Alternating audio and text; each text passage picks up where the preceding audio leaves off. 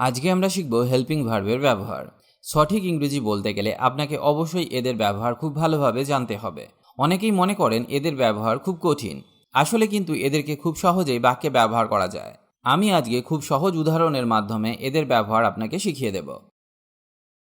বাংলা বাক্যের শেষে তে হবে কথাটি থাকলে আমরা হ্যাজ টুকে ব্যবহার করব, কিন্তু সাবজেক্ট হবে হি, সি, ইট, নেম, মানে যে কোনো নামের সাথে আমরা হ্যাজ টুকে ব্যবহার করতে পারবো।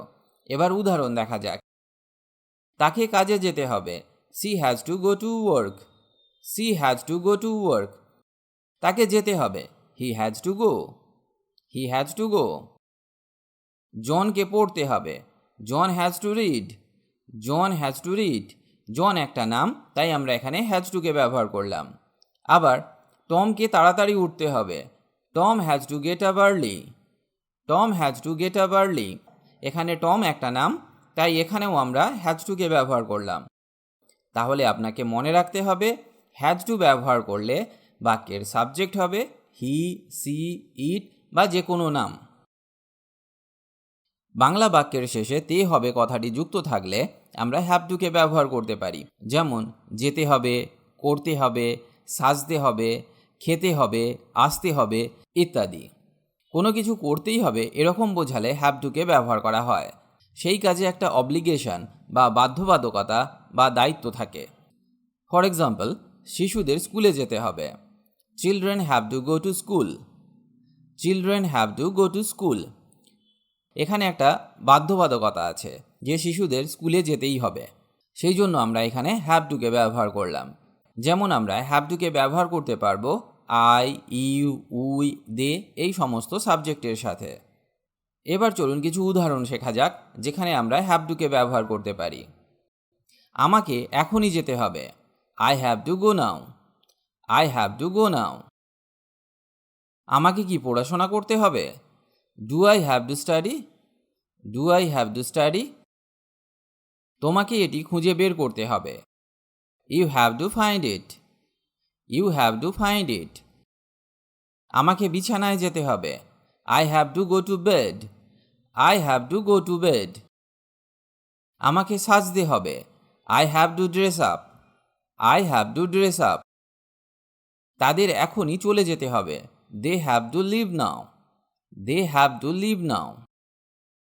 আমাকে ওষুধ খেতে হবে, I have to take medicine. I have to take medicine. আমাকে কাজে যেতে হবে, I have to go to work. I have to go to work. আমাদের এখনই শুরু করতে হবে, we have to start at once. We have to start at once.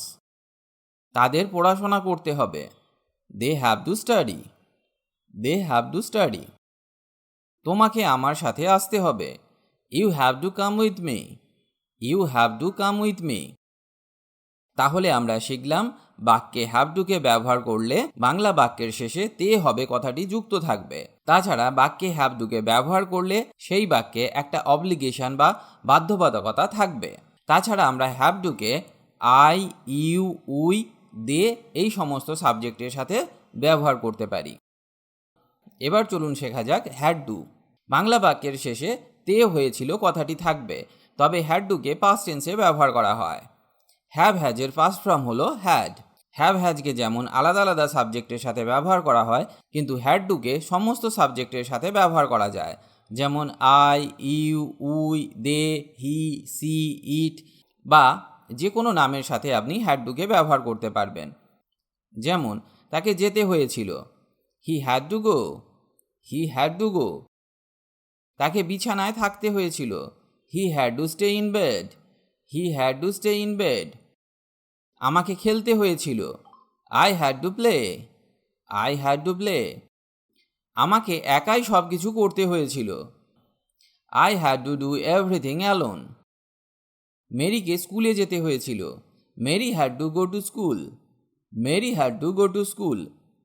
আমাকে তার শিশুর যত্ন নিতে হয়েছিল, I had to take care of her baby.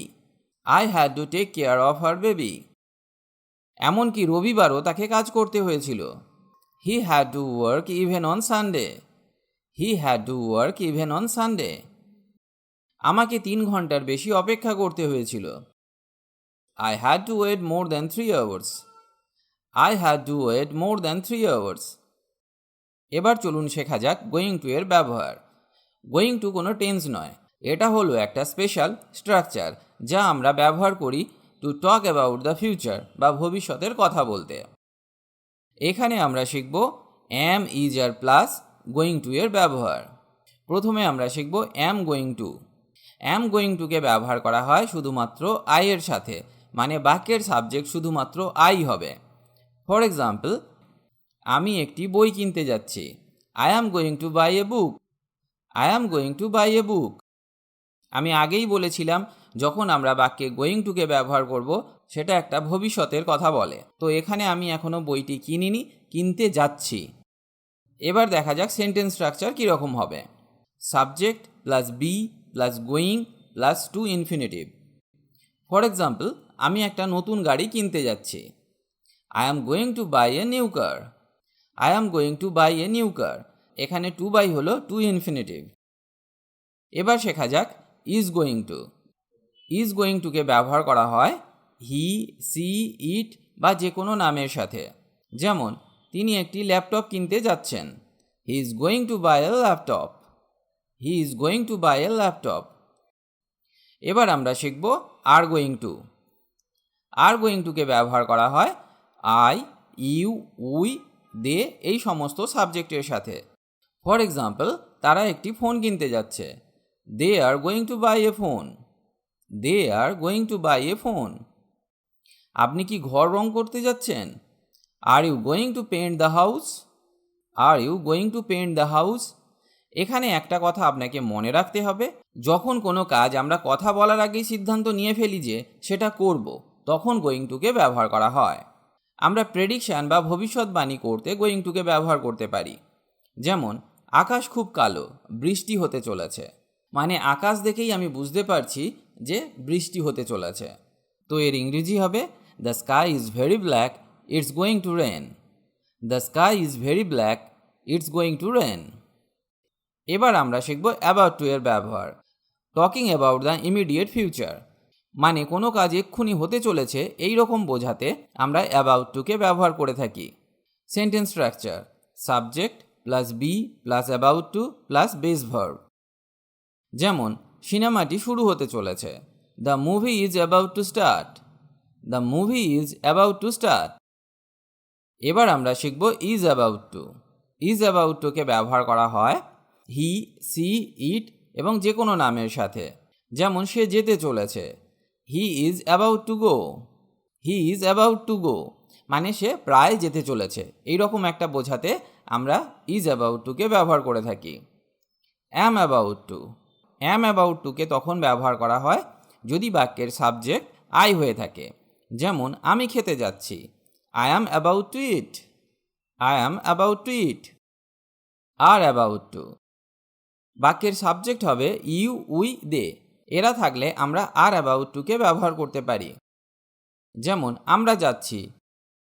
We are about to go. We are about to go. আমরা যাচ্ছি, মানে আমরা প্রায় যেতেই চলেছি এই রকম একটা সিচুয়েশন হলে আমরা আর অ্যাবাউট টুকে ব্যবহার করতে পারি। যেমন, we are about to go. We are about to go. এবার আমরা শিখব ওয়াজ অ্যাবাউট টু। বাক্যের সাবজেক্ট হবে আই, হি, সি, ইট বা যে কোনো নাম। যেমন, তিনি এটা করতে যাচ্ছিলেন। আমরা জানি ওয়াজকে আমরা পাস্ট টেন্সে ব্যবহার করে থাকি, তাই এক্ষেত্রেও বাক্যটি হবে পাস্ট টেন্সে। তো এর ইংরেজি হবে he was about to do it. He was about to do it. Were about to. Were about to. এক্ষেত্রে বাক্যের সাবজেক্ট হবে ইউ, উই, দে। আমাদের প্রায় যাওয়ার কথা ছিল। We were about to go. We were about to go. এবার আমরা শিখব able to. Two talk about the ability. ক্ষমতা বা দক্ষতা সম্পর্কে কথা বলতে আমরা অ্যাবল টুকে ব্যবহার করে থাকি। এক্ষেত্রে আমরা ক্যান বা কুডকেও ব্যবহার করতে পারি, কিন্তু অনেক ক্ষেত্রে ক্যান বা কুডকে ব্যবহার করা যায় না, তখন আমরা অ্যাবল টুকে ব্যবহার করে থাকি। প্রথমে আমরা শিখব is able to. Is able টুকে ব্যবহার করা হয় হি, সি, ইট বা যে কোনো নামের সাথে। Sentence structure subject plus be plus able plus to infinitive. For example, সে গাড়ি চালাতে পারছে না। He is not able to drive. He is not able to drive মানে তার গাড়ি চালানোর দক্ষতা বা ক্ষমতা নেই। তিনি পড়তে সক্ষম। He is able to read. He is able to read. এবার আমরা শিখব অ্যাম অ্যাবল টু। অ্যাম অ্যাবল টুকে ব্যবহার করা হয় শুধুমাত্র আই এর সাথে, মানে বাক্যের সাবজেক্ট যদি আই হয় তাহলে আমরা অ্যাম অ্যাবল টুকে ব্যবহার করব। যেমন, আমি পড়তে সক্ষম। I am able to read. I am able to read. আমি গাড়ি চালাতে সক্ষম। I am able to drive. I am able to drive. এবার আমরা শিখব আর able two.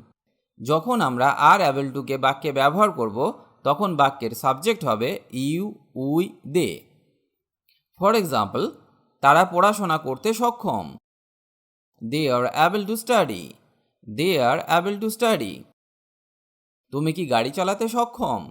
R you able to drive? Are you able to drive? এবার আমরা শিখব নিড টু। নিড টুকে আমরা প্রয়োজন বা দরকার অর্থে ব্যবহার করে থাকি। নিড টুকে সমস্ত সাবজেক্টের সাথে ব্যবহার করা যায়, যেমন I, you, we, they, he, she, it বা যে কোনো নামের সাথে আমরা নিড টুকে ব্যবহার করতে পারি। ফর এক্সাম্পল, আমাদের বিশ্রাম নেওয়া দরকার। We need to take rest. We need to take rest. তোমার পড়াশোনা করা দরকার। You need to study. You need to study. আশা করি আজকের পর আপনাদের এদের ব্যবহার করতে আর কোনো অসুবিধা হবে না। এবার আপনি নিজে থেকেই এদের ব্যবহার করতে পারবেন। আজ এখানে এই ভিডিওটি শেষ করছি। আশা করি আজকের ক্লাসটি আপনাকে অনেক হেল্প করবে ইংরেজি শিখতে। ইংরেজিতে কথা বলার ইচ্ছে থাকলে আপনাকে অবশ্যই প্রতিদিন অভ্যাস করতে হবে, তবেই আপনি দ্রুত ইংরেজি বলতে শিখবেন। কারণ প্র্যাকটিস ইজ দ্য কি টু সাকসেস। অভ্যাসই হলো সাফল্যের চাবিকাঠি। তার সাথে আপনাকে শিখতে হবে বেসিক কিছু ইংলিশ গ্রামার, যেমন tense, parts of speech, preposition, model verbs, helping verbs ইত্যাদি। কারণ এদের ব্যবহার না জানলে সঠিক ইংরেজি শেখা সম্ভব নয়। অনেকেই এদেরকে শিখতে পারেন না, কারণ তারা মনে করেন ইংরেজি গ্রামার খুব কঠিন। আপনি আমাদের গ্রামার ক্লাসগুলি মন দিয়ে দেখুন। খুব সহজে সমস্ত গ্রামারগুলি শেখানো আছে, যা একবার দেখলেই আপনি শিখে যাবেন। লিঙ্ক ডেসক্রিপশন বক্সে পেয়ে যাবেন। সবাই ভালো থাকুন আর আমার সাথে ইংরেজি শিখতে থাকুন।